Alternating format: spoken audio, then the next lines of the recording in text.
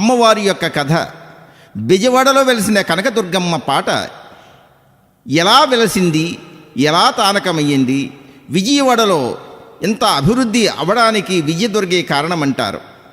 అమ్మవారు తన జాలారి వీధుల్లోనికి వెళ్ళేసరికి ఆ నదిని దాటించడానికి జాలారితో పరిచయము, జాలారి అమ్మవారిని తెలుసుకోలేక ఇష్టపడతాడు.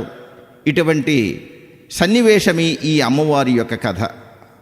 ఈ కథని ఎవరైతే వింటారో, పాడుతారో సకల దోషంలో నివృత్తం అవుతాయని పెద్దలు వాచ.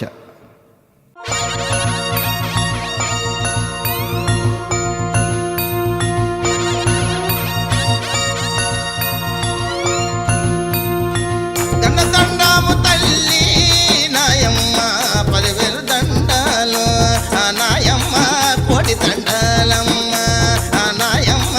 దండాలు పెట్టుకుంటే నయమ్మారో దర్శనమిచ్చేటి, నయమ్మారో దండాలు పెట్టుకుంటే నయమ్మారో ధనధాన్యాలు ఇచ్చేటి, నయమ్మారో దండిగా ఇస్తాది, నయమ్మారో దక్షిణ భాగములో నయమ్మారో దేవతగా వెలసింది, నయమ్మారో కృష్ణ నది ఒడ్డున, నయమ్మారో ఇంద్రకీలాద్రి పైన, నయమ్మారో వేప చెట్టు కింద, నయమ్మారో తానకమైంది. దక్షిణ భారతదేశములో బెజవాడలో వెలిసిన కనకదుర్గమ్మ వెలిసింది.